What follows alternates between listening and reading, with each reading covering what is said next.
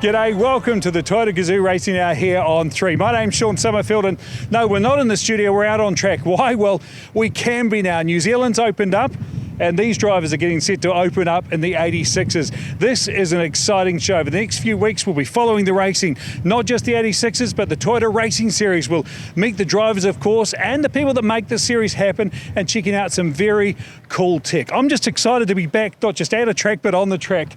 This is great. Let's take a closer look at an 86.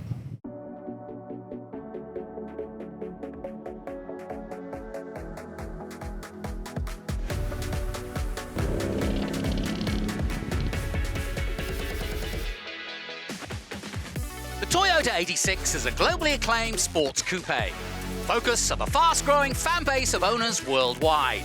And in New Zealand, we race them in the Toyota GAZOO Racing New Zealand 86 Championship.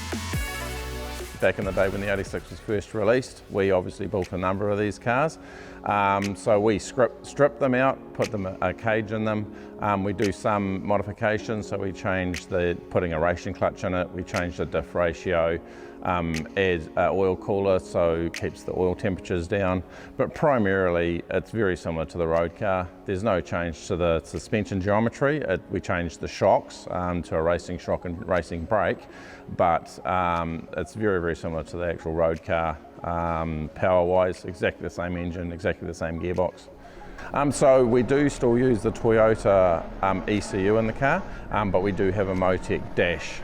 So we replaced the existing dash with a Motec dash, and that's so we can get a lot more data out of the car. So that's again really good for new drivers, is that the engineers can download all that data, show the driver where he's going wrong, or where he's accelerating too soon, or maybe braking too late, and provide that driver with a lot more information so they can learn that racecraft. So we have upgraded to a Motec camera, so that now links to the Motec dash. It just again means that they can overlay that data over the video, so it just gives the driver a lot more information. Some drivers learn by visual, so they can see the video and learn easier than just seeing squiggly lines.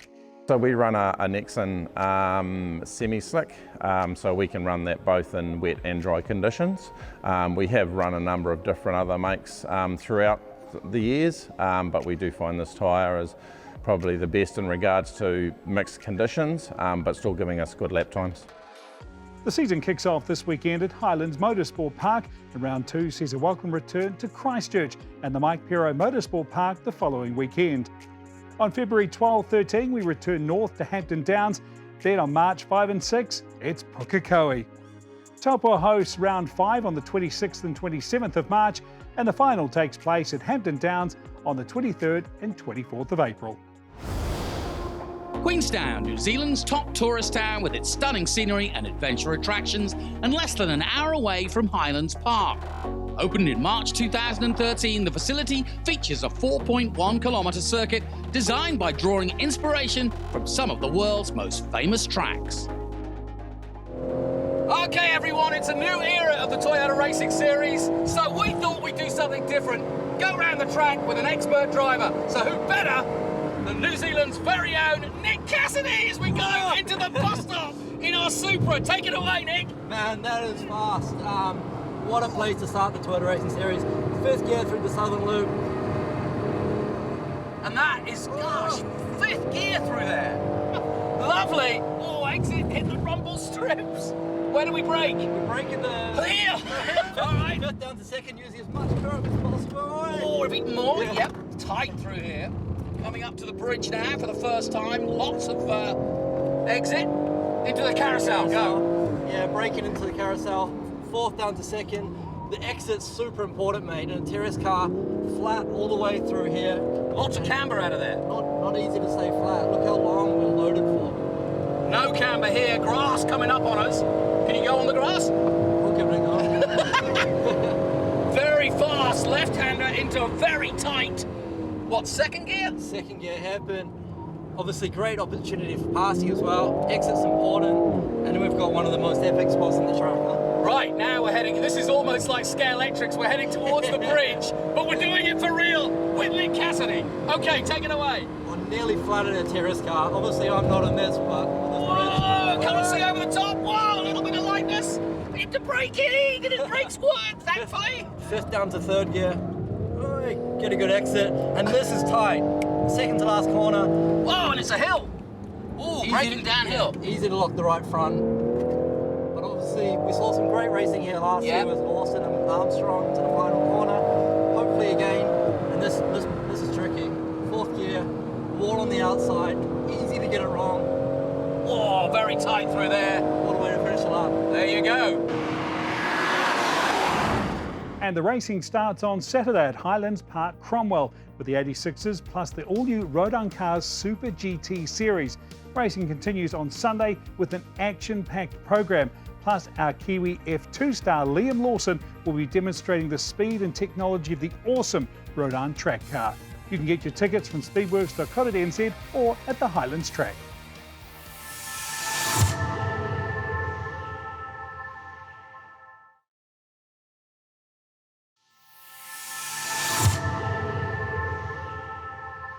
You're watching the Toyota GAZOO Racing Hour. Great to have you along and great to have you here at Hampton Downs. Now, I know I said earlier we were here to soak up the feel of being back on a track again. It's been too long.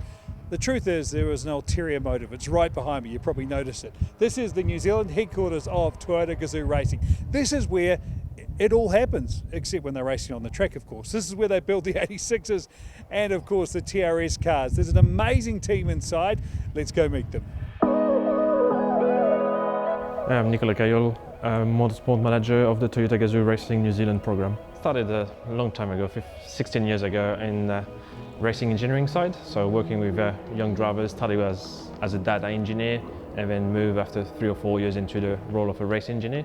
So working closely with drivers and developing drivers through all the classes from early Formula 4 to Formula 3 and prototypes and other kind of categories in Europe.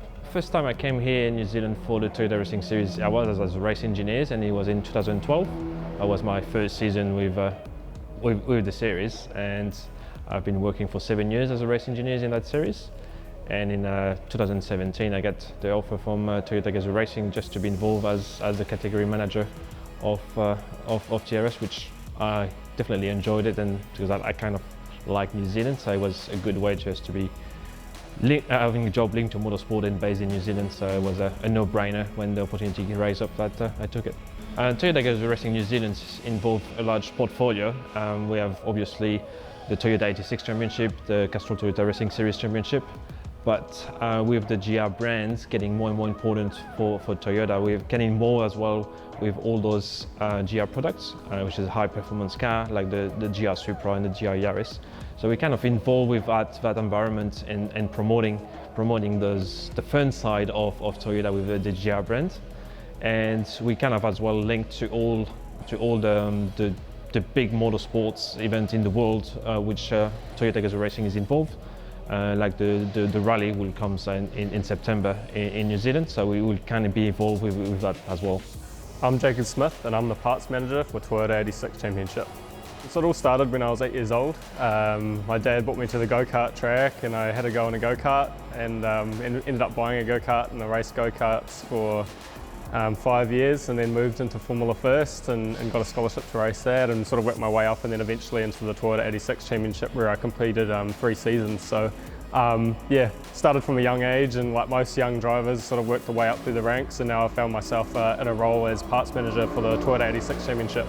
In my last year of racing 86s, I had a big crash and slipped a disc in my back and had to have 2 operations. It was a lot worse than I thought, so that cut my racing short. So I've just had my spinal fusion, so I'm on the sidelines at the moment, but doing lots of driver training and helping out with the TGR team.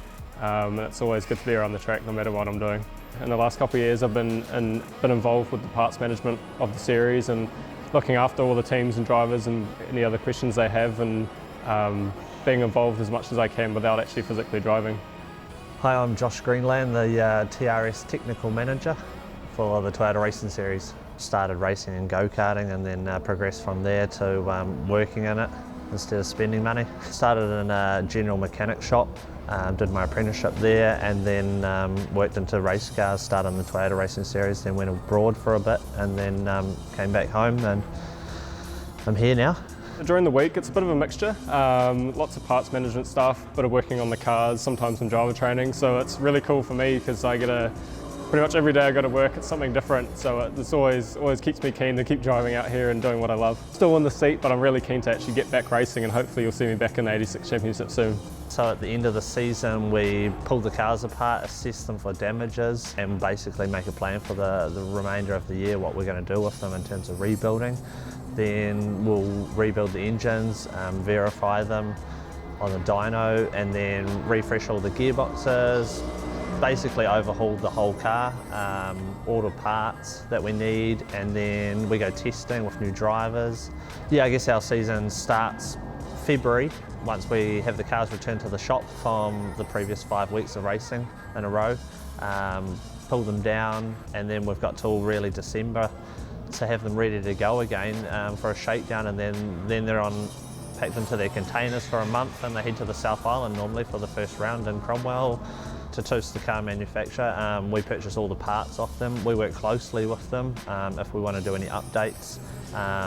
But I guess going back to the start of the FT60, we went over there for a month with our engine and integrated it into their chassis, and yeah, we work pretty closely with them, and they do a great job providing the One Mate Championship car. My name is Lou Sholem, and I am the parts manager and transmission specialist. I joined Toyota Racing as a contractor when the new FT50 arrived. I worked on the parts side of things with Alan Ladyman. I ended up doing the gearboxes. So we had 25 gearboxes to maintain. So I started doing them at the workshop, and then basically ended up getting my workshop, garage workshop at home set up. And now with this, the FT60, I have 25 gearboxes to maintain. So that keeps me reasonably occupied, certainly in the off season. During the race season, I'm parts manager, look after all the parts on the truck and in the stores here. And then I do other work as necessary. The good thing with the 86 series is the way the car is, with rear-wheel drive and things like that. All the things that the driver learn in, let's say in Formula Ford, they can carry into the 86, and the way they drive the car in 86, in a way they can carry over into the TRS cars. So that's a normal stepping stone, and I think with the partnership we developed via the Tony Quinn Foundation and getting it, and having the opportunity for the champion to have a test in the supercar, but definitely now go the pathway for the drivers, and then never know what the next step could be until after the 86. We're still waiting for the first Formula One winner. We have a couple of podium finishes, but we still made that. We were a couple of seconds away or laps away in Sochi to get our first Formula One winner coming from TRS, but it's going to happen soon. Coming up on Toyota GAZOO Racing Hour, an exclusive look at the TGR WRC team's new hybrid car, and we meet defending 86 champion Rowan Shepherd.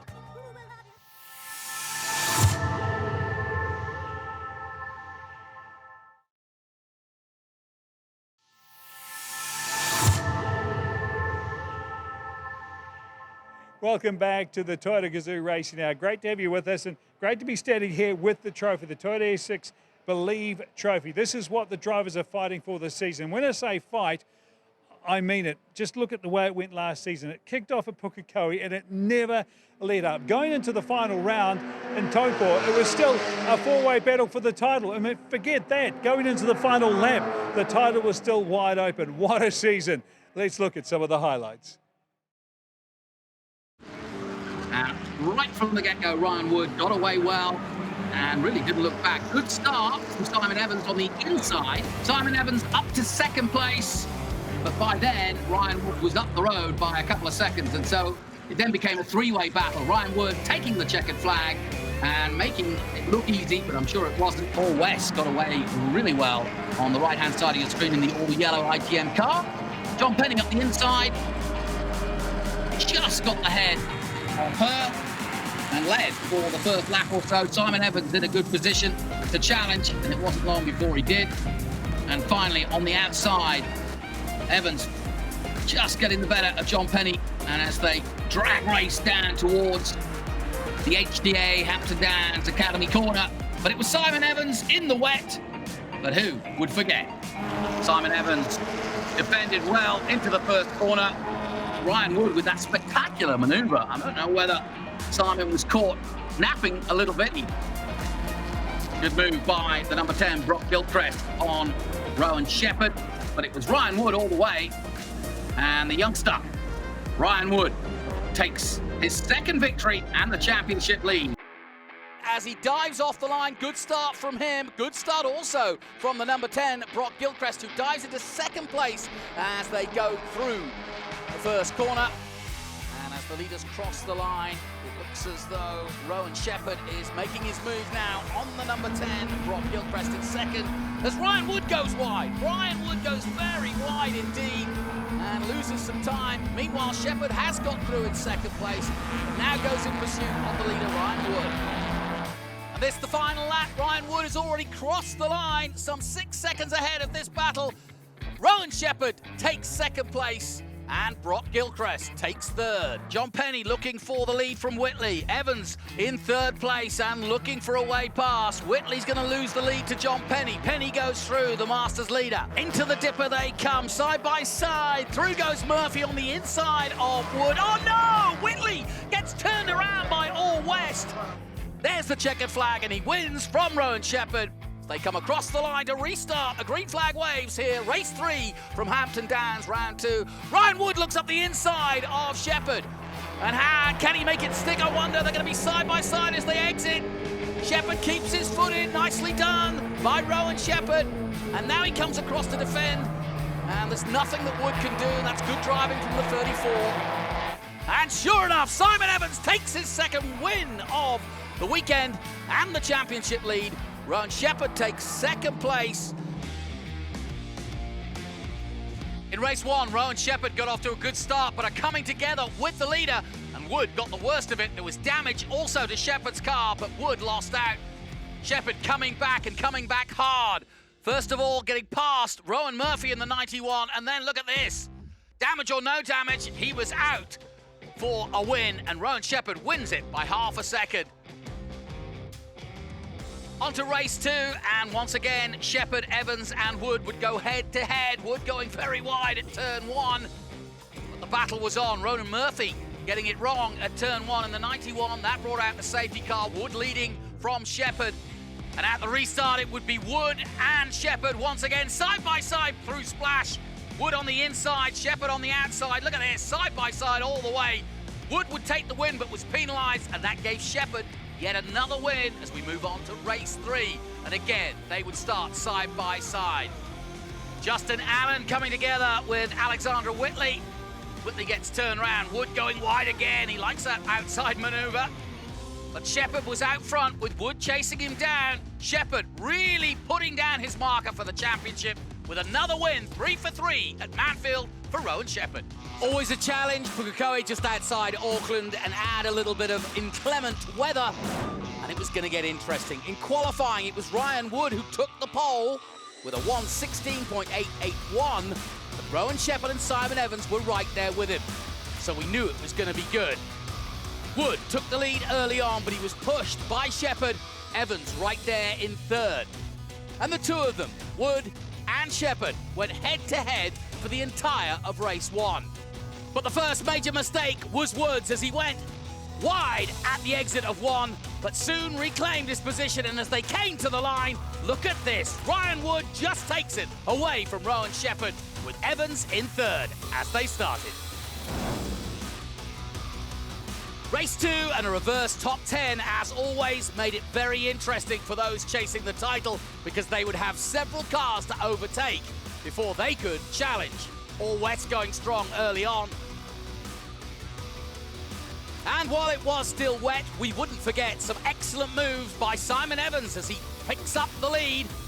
Again, a bit of grass tracking from Ryan Wood, similar to race 1, but again, he gets back on track and would scythe his way through the field again. Closing stages, and Simon Evans wins by a country mile to keep himself in contention. And then it was down to the feature race, race 3. Perfect conditions for this one. And once again, Ryan Wood ahead of the field. Simon Evans holding off the rest of the pack, including Rowan Shepherd in third, side by side for much of the race.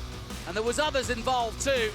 But again, it came down to the contenders. Ryan Wood at the front, Simon Evans doing everything he could to hold off Rowan Shepherd. Wood with his second win of the weekend, Shepherd second and Evans third, and that means Rowan Shepherd now has a 2-point lead, that's all, going into the final 3 races ahead of Ryan Wood and Simon Evans with more to do on 7.72. Good start from Ryan Wood as they dive towards the first corner. And Shepherd didn't get away well. Look at Murphy. Ronan Murphy up to second as they go into turn 1. We're on board with the 91. Now he's got to watch Shepherd coming up on his inside, and sure enough, Shepherd gets back to second place. So it's Wood, Shepherd, Murphy, and then a possible overtake into here if you're close enough, and that's exactly what Shepherd has tried there. That's a nice move by Rowan Shepherd. Oh, and he's forced Ryan Wood wide, and Shepherd picks up the lead, and that's vital. Where is Evans? There he is. Evans chasing down Hugo Allen. Evans jinks to the inside. It's a drag race to turn 1, but Evans will have the advantage and takes it. They're side by side as they head towards the complex, and oh, great stuff from Wood. He uses the rumble strips, and it's the 17-year-old from Wellington who takes the checkered flag. And Simon Evans needs to score big points. Here's a look back as they start race 2 from Evans, and he got a good start. Justin Allen on the inside though, with All West alongside, the 2 yellow cars going side by side, but it will be Justin Allen. Now, the next group is led by Rowan Shepherd. That's important because if Shepherd can get with the lead, oh no! Disaster for Wood! Absolute disaster for the Wholesales Car Direct man. Into the complex they go, but Gilchrist has got good drive. Gilchrist got great drive there, and here he comes up the inside. Very close indeed. Gilchrist goes to the line, but it's going to be Justin Allen. Allen wins from Gilchrist in second, Evans third, and Shepherd fourth. Here we go then, the final race of the year from Taupo. Shepherd on the right-hand side. Evans gets away well. As Wood now starts to make an attack on Shepherd, and that was another great dive. And Shepherd under massive pressure. Shepherd only has to finish second, but he doesn't want Wood in the game, or Gilchrist, who's right there too. Oh, this has got to be tense for the 28-year-old. Oh no, Wood's gone off! Wood has gone off. Well, he had damage to the rear. Oh, this is getting tight. If anything, purposely so, Evans using all his guile to slow the race down. And there's really nothing Shepherd can do about it. Lucky for him, we're on the last lap. Evans doing everything he can to try and get Gilchrist and Murphy into play. Shepherd holding on, they're side by side. He's got to make this complex stick. He does so, he brakes as late as he dares. And it looks as though Shepherd is going to take second. And more importantly, take the Vespars Toyota 86 Championship for 2021. There's the checkered flag. Evans wins, Shepherd is second and champion. What a way to finish. Hi, my name is Rowan Shepherd, and I'm 29 from Christchurch, and I'm back to defend my title. Yeah, it was an intense situation to be in, and it was anyone's game. So yeah, I was a little bit nervous, obviously, to go in. So I think everyone was, but I just needed to simplify everything down and just be first or second. So I just tried to eliminate any mistakes and just try and do the best job that I could. But it was extremely hard with Simon really trying to push me back through the field. But at the end of the day, it was a clean race, and it was an awesome achievement for the team, and obviously for myself as well. So being part of the championship last year was cool. It's something I've always wanted to be in, and to take the championship, it was great. Yeah, so it started for me in karts back when I was about 5 or 6, I think. I did a few years in karts, and then I think some commitments from my brother, older brother, he got into V8s and stuff like that, so I took a different path and went down the golf route. I was a scratch golfer, and then when my brother had 4 kids with his wife, then it was time for me to jump back in the car. So I think it was about 19, I jumped into a race car for the first time, which was awesome, and I won the Formula First Championship a couple of times, and I've done a various things here in New Zealand and done a little bit in Europe as well. So I've been very fortunate and had some great people behind me to make it all happen, because I usually have had to run on a shoestring budget, but no, I've been very fortunate. Yeah, when I won the championship, it was a great feeling for me. Mainly because it's a race against Simon. I've never raced against him before, and to beat him was obviously satisfying. But yeah, we've both got a lot of respect for each other, and to go into this championship again together, it's going to be a lot of fun, I think.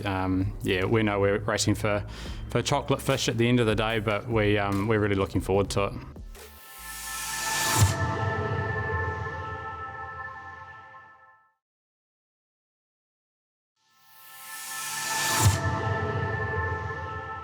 "2022 will see a new era of the WRC with hybrid-powered rally cars. We caught up with TGR Technical Director Tom Fowler at the pre-Monte Carlo test. Going forwards into 2022, the chassis is actually completely bespoke to the rally car. So its fundamental dimensions are associated to the original car, which it will look like in the end, be it a Yaris in our case, or a different model in the case of another manufacturer. But we don't start from the manufacturing process using the original chassis, but we start with our own tubular structure, which is designed specifically to be used for rally, and therefore integrate all of those suspension system, four-wheel drive system, hybrid unit, and so on in the way that we want to specifically for rally. Safety in motorsport is always moving forwards. It's something that we have to concentrate on, both from the FIA and from the manufacturer's point of view. We're always working to understand, based on what's happened in the past, how we can improve for the future. These cars are including obviously the hybrid system, which is a high voltage battery. So we need to take into account that we need to protect the crews of course as normal, but we need to also ensure that we can integrate a hybrid system into the chassis in a safe way. And going to this kind of chassis manufacturing process enables us to do that. We're able to recharge the battery as a plug-in hybrid, so this will be the primary go-to way of charging. So during the service time, we will be able to connect the car to a specific charger where it will be charged in the same way as you would charge any hybrid vehicle, plug-in hybrid vehicle at home or in the supermarket. So that's the first way. And then secondly, the battery is able to be charged from the vehicle itself, so regenerating from the braking energy, which is generated during stage or road driving. The battery is also recharging while they're out away from the service part. Yeah, I mean, when the boost is there, for sure it's fun. We all like to have power, so that's been enjoyable discovering that. The truth is it's not there all the time, and generally we still have to be honest, we're slower than we've been the last years. So I think there's still some progress to be done, and it's going to be exciting to follow that how it's improving. But at the end, the interesting challenge is that to adapt as soon as you can and progress faster than the other if you can. Of course, it's quite interesting to get used to the boost. When you get it, there is much more power, and that's always a good thing. We always want more power from the car, but that can be also a bit tricky when you have it in certain points where you maybe don't want it or not ready to use it. But yeah, that's something what we need to get used to, and it's quite interesting thing to learn and try to master best way possible.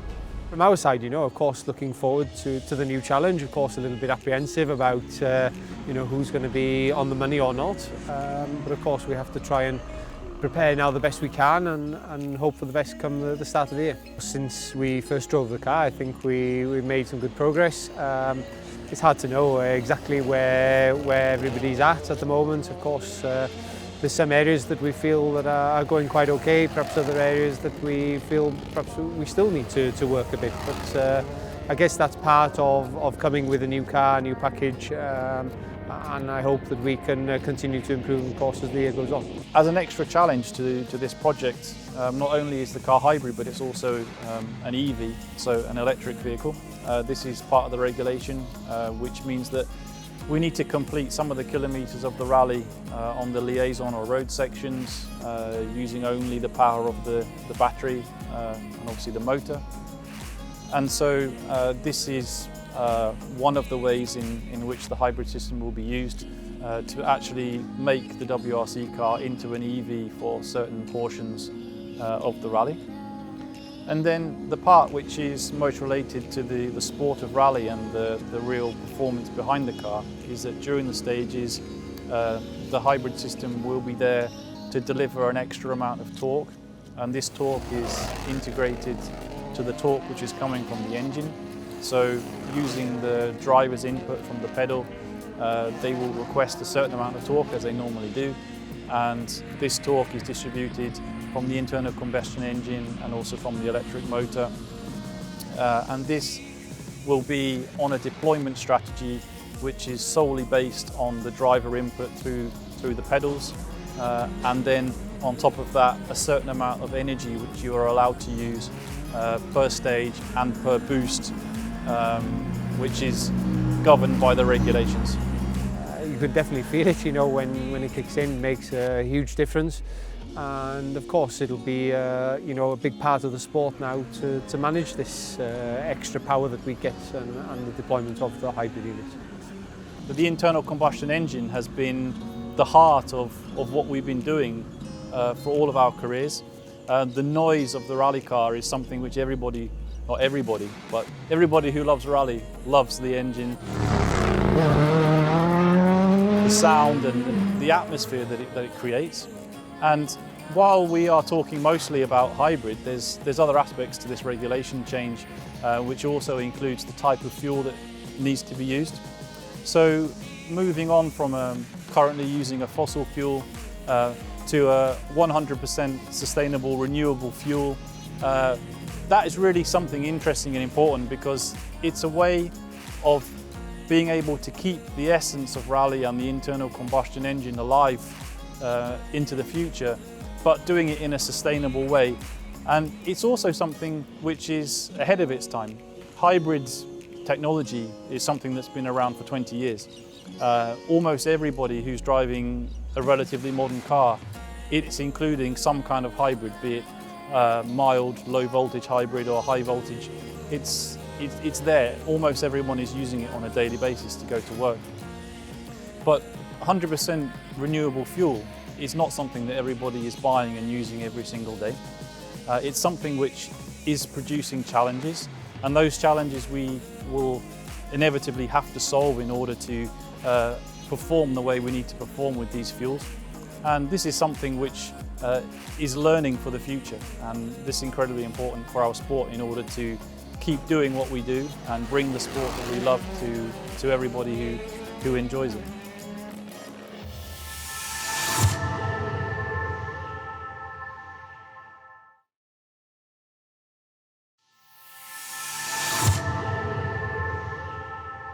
Some of my first memories are of motor racing and of cars going through walls and onto train tracks at Pukekohe.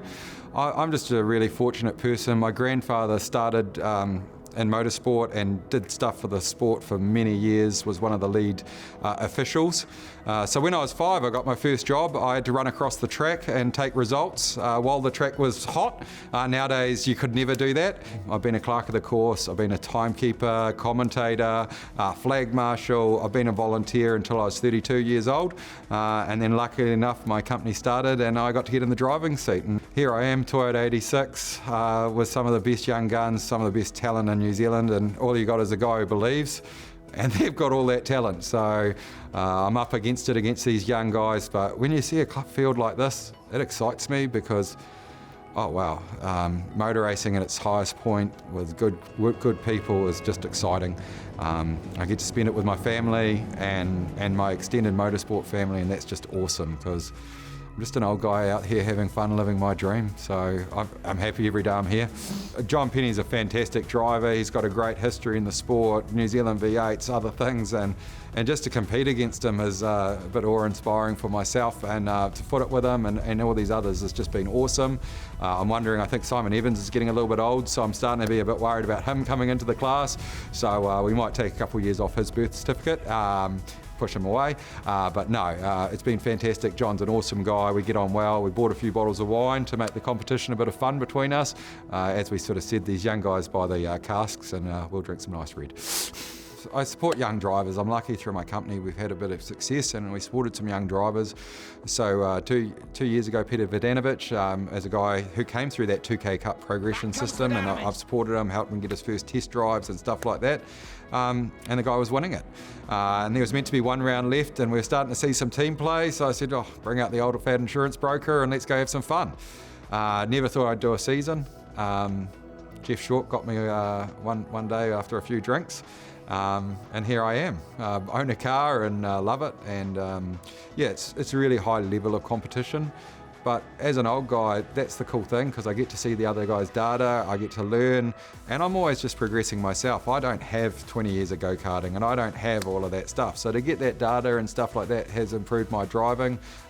Took me to a championship last year in another class I run in, because of the skills that I developed in '86, because if you're not developing in this class, you are going backwards and backwards fast. And well, what can be better than, you know, figuring out how to drive a car faster?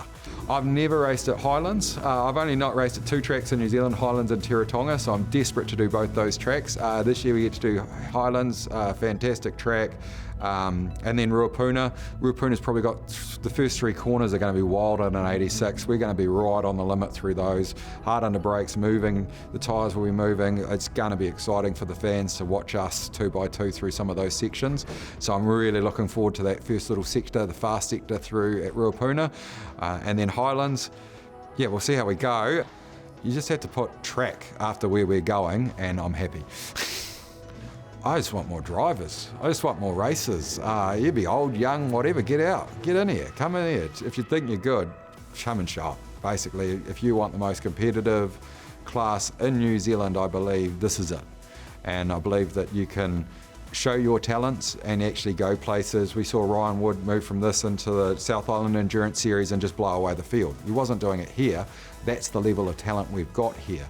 And you see these young drivers progressing, and that's where I feel I'm an ambassador. I love to put my arms around them when they're having a bad day and sort of just try and bring them back up a bit, because some of them take it way too seriously sometimes on the bad days, and then it's always good there to smile and give them high fives when they're doing well as well. So I feel like I'm just the old guy, a bit of a dad sort of figure to some of these kids. And yeah, if you want to think you're fast at motor racing, you think you can drive, come by an 86 and we'll find out if you're right or wrong. Yeah, until late last year, not many people really gave much thought to driver standards and the role that's played until that Formula One final and poor old Michael Massey trying to do his best. It's the sort of role, it's a bit like a plumber that you don't really think of till the toilet's blocked up and you're in the, well, you get what I'm talking about. I want to introduce you to Andrew Waite, who is the driver standards officer for both the 86s and the TRS. Andrew, I knew you as a racer. Are you the poacher turned gamekeeper, or were you a good boy and this is the perfect role for you? I'd like to know myself as maybe a bit of a good boy. Maybe it is a good role for me, but we all have our chances to go and see the headmasters, if you like. So I've been on the other side of it, so it's nice to be on this side as well. Are drivers generally well behaved, or are they like the naughty boys or girls who go to the headmaster because they're trying to get away with things? There's always the ones that you can pick out, the ones you got to keep a little bit of a close eye on is one thing that you do notice as you go along, that's for sure. And for you with the racing, do you have a sort of a style, a feel that you like to happen on the track? I think the style is hard but fair racing. You know, it's cool to see the guys out there. I don't want to be holding the show up by, you know, creating little problems here or there. I want to see some hard, fast, fair racing, and you know, it's about trying to get that balance right of, you know, not seeing guys hit each other off, but not being too harsh that we can't create good racing. Are we talking Ricky Bobby Rubbings racing, or are you a little bit more careful than that? A little bit of rubbing, if it's fair, but at the same time, we want to see these cars in one piece at the end of the weekend. And you know, we've got guys in the series that are brand new, that have never done this. We've got a lot of experienced guys, so it's nice to be able to pull from the experienced guys to teach the younger ones as well. So it's a really important key piece. So is it hard and fast, these are the rules, or do you look at the personalities and experience of each driver? I hope you're not giving too much away here. It's just all about consistency, being consistent. You just got to remember, if you make a call on a rule, you've got to do it for the rest of the year. That is the single most important thing. You can't be chopping and changing, and then that's when you really create yourself a headache. And not just the 86s, you look after the Grand Prix. You had your first Grand Prix last year as the driving standards observer. What was that like? It was pretty full on when you've got a lot of good mates involved in the series as well. You've got to really step back and take that out of it. And, end of the day, if they are good mates, they'll understand your calls at the end of the day. So it was a pretty nerve-wracking race to watch, but it was, cool to be part of it on this other role as well. Let's talk technology, because we can see around here there's a lot of it. How much do you depend on that to do your job? You rely on it a lot, to be honest. You've got all the screens behind us, which is, an important piece of it. We've got the onboard cameras, so I've got a camera guy that I work with, Hayden, who end of the race, I go to him with a whole lot of notes, and hopefully not too many if the race has been clean enough, but if so, I go to him and say, I need to look at this car on this lap, and then we work out what's going on from there, whether it's been investigation or post-race inquiries. And then as well, if it does get right into a safety car restart breach, if there's a problem there, we can look at data as well from the cars. So for rugby fans, it's like a television match official, isn't it? That you can just double check and look at the lines they're racing. But it's not just the cameras outside the cars, is it? Because they're inside as well. Yeah, and it's really hard to make a call from the cameras on the outside sometimes, so it's quite a big pitch you got to take into it, because you can look at one angle and go, yep, that's the problem, but then you see a couple of other angles and it sometimes completely flips it.